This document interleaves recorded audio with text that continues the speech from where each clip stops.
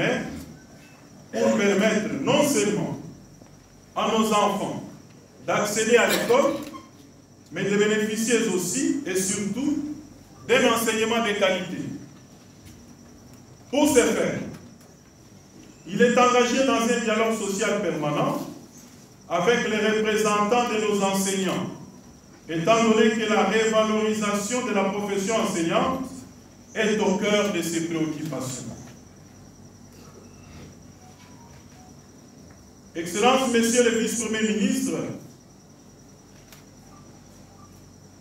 Excellences, Messieurs et Dames, ministres et vice-ministres, Mesdames et Messieurs, tout protocole observé. Permettez-moi de rappeler à cette auguste assemblée que la commission paritaire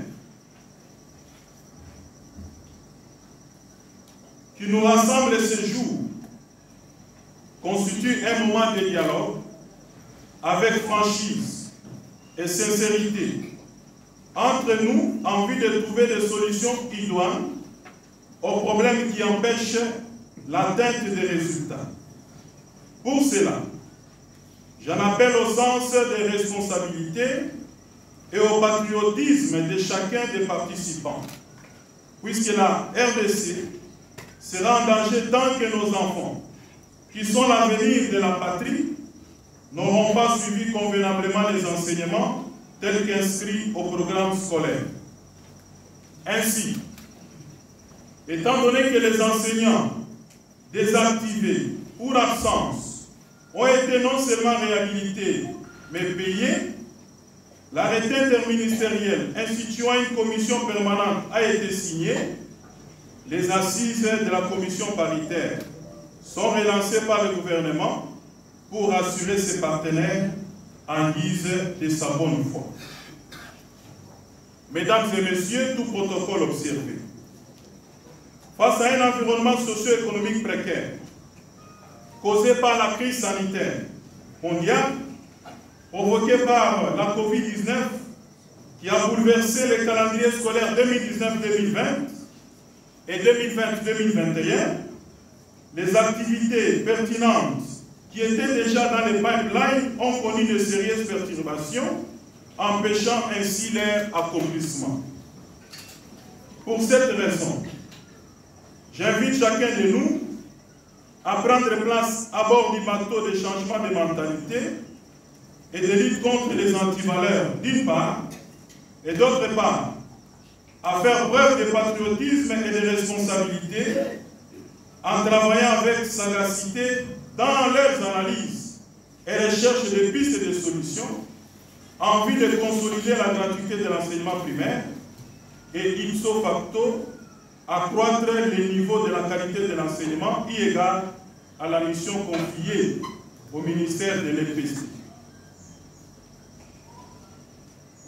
Mesdames et Messieurs, tout protocole observé, je crois personnellement qu'il est aussi temps, et à cette occasion, de clarifier une fois pour toutes la sphère de mise en œuvre effective de la gratuité de l'enseignement.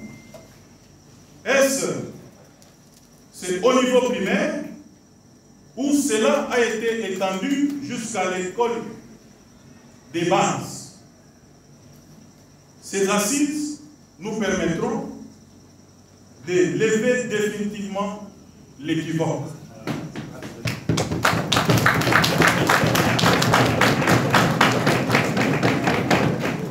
Avant de clore mon propos, je voudrais relayer la préoccupation du gouvernement et tout à l'heure, le vice-premier ministre, ministre de la fonction publique, représentant le premier ministre, a voulu savoir qu'il y a eu un certain nombre d'exigences. Quand bien même les travaux de la commission paritaire furent suspendus, mais non interrompus, tout simplement pour permettre au gouvernement de pouvoir lancer la rentrée scolaire au 4 octobre passé. Mais les banques syndicales n'avaient pas cru à la bonne foi du gouvernement et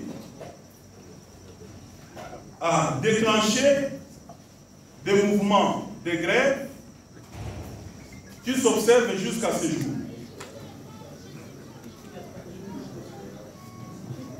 La signature de l'arrêté interministériel convoquant ces assises ayant été réalisée, la convocation de ces assises, ce jour, ayant été également réalisée.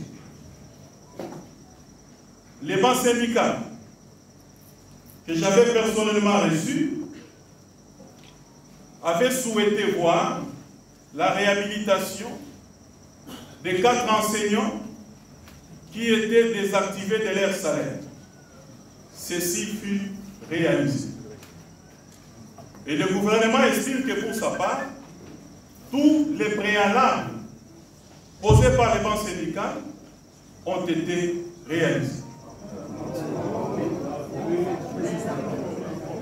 J'insiste et je parle en termes de préalables. Et ces assises constituent un cadre de réflexion et de propositions, de pistes et de solutions.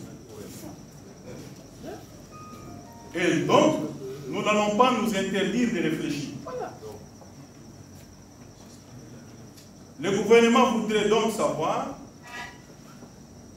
de la part du banc syndical, parce que nous avons suivi les porte-parole de l'intersyndicale, et je crois que tout à l'heure le vice-premier ministre de la fonction publique y reviendra, que les banques syndicales nous rassurent au jour d'aujourd'hui, si les préalables aussi du gouvernement, à savoir l'observance des enseignements dans tous les établissements scolaires, se déroulent aussi normalement, pour nous permettre d'engager ces dialogues, des discussions pour un atterrissage en douceur.